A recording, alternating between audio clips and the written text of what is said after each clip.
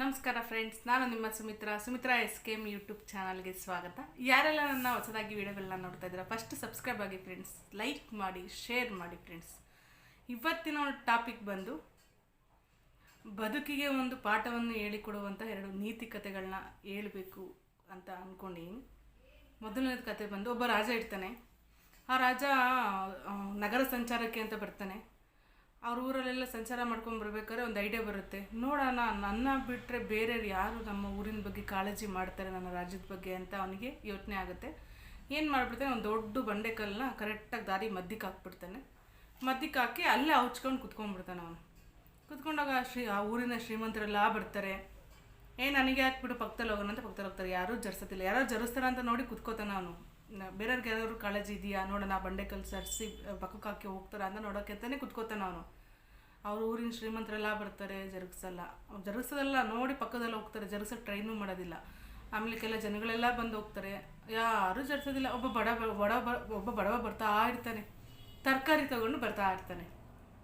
ತರಕಾರಿ ತಗೊಂಡು ಬರ್ತಾ ಇದ್ದಾಗ, ಅಯ್ಯೋ ನಾಳೆ ಮಕ್ಕಳೇನಾದ್ರು ಬಂದು ಬಿದ್ದುಬಿಟ್ರೆ ಏನು ಮಾಡೋದು, ಆಮೇಲೆ ಗಾಡಿಗಳ ಅಪಘಾತ ಆದರೆ ಏನು ಮಾಡೋದು ಅಂತ ಏನು ಮಾಡ್ತಾನೆ, ತರಕಾರಿನ ಅಲ್ಲೇ ಸೈಡಿಗೆ ಇಟ್ಬಿಟ್ಟು, ರೋಡ್ ಬದಿಗೆ ಇಟ್ಬಿಟ್ಟು ನಿಧಾನಕ್ಕೆ ಜರಿಸ್ತಾನೆ. ಅವ್ನ ಕೈಲಿ ಆಗ್ತಾರಲ್ಲ, ಆದರೂ ನಿಧಾನಕ್ಕೆ ಸೈಡಿಗೆ ಜರಿಸ್ಬಿಡ್ತಾನೆ.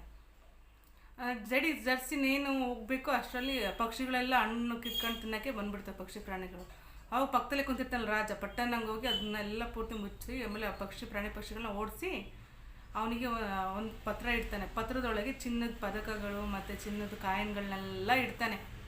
ಆ ಪತ್ರದಲ್ಲಿ ಏನಂತ ಬರೀತಾನೆ, ನಾನು ಪರೀಕ್ಷೆ ಮಾಡಲಿಕ್ಕೋಸ್ಕರ ಇದನ್ನು ಬಂಡನೆ ಇಟ್ಟರೆ ಊರಿನ ಶ್ರೀಮಂತರೆಲ್ಲ ಬಂದರು, ಯಾರು ಏನು ಮಾಡಲಿಲ್ಲ, ಬಟ್ ನೀನು ಬಡವ, ನಿನ್ನ ಕೈಲಿ ಆಗಲಿಲ್ಲ, ಆರನ್ನು ಜರ್ಸಿ ನೀನು ಶ್ರಮಪಟ್ಟು ಜರ್ಸಿ ಇದು ಮಾಡಿದೆ, ಅದಕ್ಕೋಸ್ಕರ ಈ ಪ್ರೈಸು ನಿನಗೆ ಅಂತ ಇಡ್ತಾನೆ. ಇದು ಏನು ಹೇಳುತ್ತಪ್ಪ ಅಂದರೆ, ರೋಡಲ್ಲಿ ಒಂದು ಮುಳ್ಳು ಬಿದ್ದಿರುತ್ತೆ. ಎಷ್ಟೋ ಜನ ಗಾಡಿಗಳು ಹೊಡ್ಕೊಂಡು ಹೋಗ್ತಾರೆ, ತಲೆನೇ ಕೇಳಿಸ್ಕೊಳಲ್ಲ, ಮುಳ್ಳು ಎತ್ತಾಕಲ್ಲ, ಪಂಚರ್ ಆಗಲ್ವಾ? ಮಕ್ಕಳು ಸೈಕಲ್ ಹೊಡ್ಕೊಂಡು ಹೋಗ್ತಾರೆ, ಸೈಕಲ್ ಪಂಚರ್ ಆಗಲ್ವಾ? ಗಾಡಿಗಳು ಪಂಚರ್ ಆಗಲ್ವಾ? ಆ ಮುಳ್ಳು ಒಂಚೂರು ಎತ್ತು ಸೈಡಿಗೆ ಹಾಕೋಕ್ಕೆ ನಿಮಗೆ ಒಂದೆರಡು ಸೆಕೆಂಡ್ ಆಗುತ್ತೆ, 2 ನಿಮಿಷ ಆಗುತ್ತೆ. ಅದು ಕಷ್ಟನಾ ನಿಮಗೆ? ಇನ್ನೊಂದೇನು ಗೊತ್ತಾ, ಪ್ರತಿಯೊಂದು ಕೆಲಸನೂ ಕರೆಕ್ಟಾಗಿ ನಾವು ನಮಗೆ ಒಳ್ಳೆಯದು ಒಂಥರ ನಿಯತ್ತಾಗಿ ಧರ್ಮದಲ್ಲಿ ನಾವು ಹೋದರೆ ಖಂಡಿತ ಒಂದಲ್ಲ ಒಂದು ಹತ್ರ ದೇವರು ಕೈ ಹಿಡಿತಾನೆ ಅನ್ನೋದಕ್ಕೆ ಇದು ಸಾಕ್ಷಿ. ಇನ್ನೊಂದು ಕಾಲೇಜ್ ಸ್ಟೂಡೆಂಟ್ಸು ಏನು ಮಾಡಿಬಿಡ್ತಾರೆ, ಚೆಂದಾಗಿ ಬರ್ತಡೇ ಪಾರ್ಟಿ ಮಾಡಿಬಿಡ್ತಾರೆ. 4-5 ಜನ ಹುಡುಗರು ಸೇರಿಬಿಟ್ಟು ಚೆನ್ನಾಗಿ ಬರ್ತಡೇ ಪಾರ್ಟಿ ಮಾಡಿಬಿಡ್ತಾರೆ. ಪಾರ್ಟಿ ಮಾಡಿ ಬೆಳಿಗ್ಗೆ ಎಕ್ಸಾಮ್ ಐತೆ ಅನ್ನೋದು ಮರ್ತೋಗ್ಬಿಟ್ಟಿರ್ತಾರೆ. ಅಷ್ಟರ ಮಟ್ಟಿಗೆ ಪಾರ್ಟಿ ಮಾಡಿ ನಿದ್ದೆ ಮಾಡಿಬಿಟ್ಟಿರ್ತಾರೆ.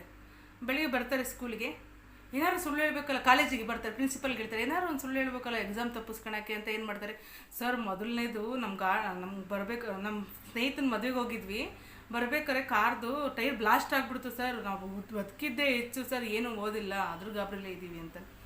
ಪ್ರಿನ್ಸಿಪಾಲ್ರು ನಂಬಿದ್ರು, ಬಿಡು ಹೋಗ್ಲಿ 3 ದಿನ ಬಿಟ್ಕೊಂಡು ನೀವು ಎಕ್ಸಾಮ್ ಬರೀರಿ ಆಯಿತು ಅಂತ ಅವ್ರಿಗೆ ಪರ್ಮಿಷನ್ ಕೊಡ್ತಾರೆ. ಅವರಿಗೆ ಖುಷಿ 3 ದಿನವರೆಗೂ ಚೆನ್ನಾಗಿ ಪ್ರಿಪೇರ್ ಆಗ್ತಾರೆ.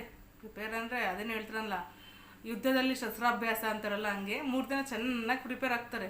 ಪ್ರಿಪೇರ್ ಆಗಿ ಬರ್ತಾರೆ. ಕ್ವಶನ್ ಪೇಪರ್ ಕೊಡ್ತಾರೆ ಪ್ರಿನ್ಸಿಪಲ್ 3 ಜನಕ್ಕೂ. ಯಾವ ಕ್ವಶನ್ಸ್ ಪೇಪರ್ ಕೊಡ್ತಾರೆ? ಮೊದಲನೇದು, ನಿಮ್ಮ ಹೆಸರೇನು? 2ನೇದು, ನಿಮ್ಮ ಕಾರಿನ ಯಾವ ಟೈರ್ ಮುಂದಲದ ಅಥವಾ ಎಡಗಡೆದ ಬಲಗಡೆದ ಯಾವ ಟೈರ್ ಬ್ಲಾಸ್ಟ್ ಆಗಿ ಇದಾಯಿತು ಅಂತ ಕೊಡ್ತಾರೆ. 2 ಕ್ವಶನು.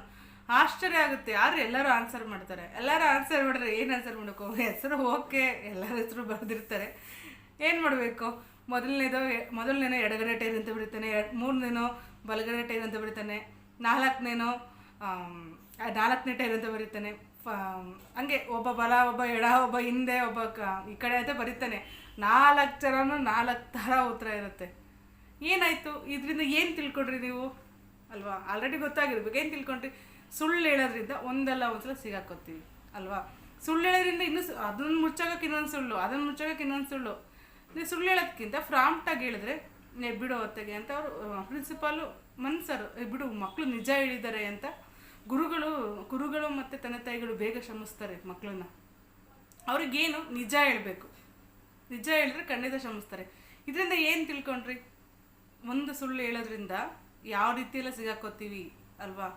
ಪರೀಕ್ಷೆ ಮಾಡಿದ್ರು ಗುರುಗಳು, ಇವರು ನಿಜನ ಸುಳ್ಳ ಹೇಳ್ತಾರೆ ಅಂದ್ಬಿಟ್ಟು ಪರೀಕ್ಷೆ ಮಾಡಿದ್ರು. ಏನಂತ ಬರೆದ್ರು? 4 ಜನ 4 ಉತ್ತರ ಬರೆದ್ರು. ಅದರಿಂದಾಗಿ ಯಾವತ್ತೂ ಸುಳ್ಳು ಹೇಳ್ಬೇಡ್ರಿ. ಆದಷ್ಟು ನಿಜ ಹೇಳಿ ನೀವು ಅರ್ಥ ಮಾಡಿಸೋದು ಒಳ್ಳೆಯದು. ಇವತ್ತು ಸುಳ್ಳು ಹೇಳಿದ್ರೆ ನೀವು ನಾಳೆನಾಗ ಬಂದು ನಿಮ್ಮ ಅಪ್ಪ ಅಮ್ಮಂಗೆ ನಿಜ ಹೇಳ್ಬೋದು ಬೇರೆಯವ್ರು, ಅವಾಗ ನಿಮ್ಮ ಅಪ್ಪ ಅಮ್ಮಂಗೆ ನೋವಾಗುತ್ತೆ. ನನಗೆ ಸುಳ್ಳು ಹೇಳಿದ್ನಲ್ಲ ಇವನು ಅನ್ನೋ ಥರ ನೋವಾಗುತ್ತೆ. ನೀವು ನಿಜ ಹೇಳೋದ್ರಿಂದ ನಿಮ್ಮ ಮತ್ತು ನಿಮ್ಮ ಅಪ್ಪ ಅಮ್ಮನ ನಡುವೆ ಒಳ್ಳೆ ಹೊಂದಾಣಿಕೆ ಇರುತ್ತೆ ಮತ್ತು ನಂಬಿಕೆ ಇರುತ್ತೆ. ಟ್ರಸ್ಟ್ ಅಂತಾರಲ್ಲ, ನಂಬಿಕೆ ಇರುತ್ತೆ. ಯಾರೇ ಬರೋ ನಂಬೋದಿಲ್ಲ. ನೀವು ಈ ರೀತಿ ಸುಳ್ಳು ಹೇಳ್ತಾ ಹೋದರೆ ಯಾರೇನೇ ಹೇಳಿದ್ರು ನನ್ನ ಮಗ ಹಂಗೆ ಬಿಡು, ಅವ್ನು ಸರಿ ಇಲ್ಲ, ನನ್ನ ಹತ್ರ ಹೇಳಲ್ಲ ಅಂತ ನಂಬಿಬಿಡ್ತಾರೆ. ಫಸ್ಟ್ ಆಫ್ ಆಲ್ ನಿಮ್ಮ ಅಪ್ಪ ಅಮ್ಮನ ಹತ್ರ ನೀವು ಅಂಡರ್ಸ್ಟ್ಯಾಂಡಿಂಗ್ ಇಟ್ಕೊಂಡ್ರೆ, ಯಾವ ಫ್ರೆಂಡ್ಸ್ ಹತ್ರನಾಗಿರ್ಬೋದು, ಮತ್ತು ಪ್ರಿನ್ಸಿಪಲ್ ಹತ್ರ ಆಗಿರ್ಬೋದು, ಹೆಡ್ ಮಾಸ್ಟರ್ ಹತ್ರ ಆಗಿರ್ಬೋದು, ನಿಮ್ಮ ಲೆಕ್ಚರ್ಸ್ ಹತ್ರ ಆಗಿರ್ಬೋದು, ನೀವು ನಂಬಿಕೆನ ಉಳಿಸ್ಕೊಂಡ್ರೆ ಯಾರೇ ಬಂದು ನಿಮ್ಮ ಮೇಲೆ ಚಾಡಿ ಹೇಳಿದ್ರು ಸಮೇತ ಅವರು ನಂಬೋದಿಲ್ಲ ಅಲ್ವಾ. ಆದಷ್ಟು ಸತ್ಯನ ಹೇಳೋಕ್ಕೆ ಟ್ರೈ ಮಾಡಿ. ದಯವಿಟ್ಟು ಸುಳ್ಳು ಹೇಳ್ಬಿಟ್ರಿ ಈ ಥರ ಸಿಗಾಕೊಂಡ್ಬಿಡ್ತೀರ ಅಷ್ಟೇ.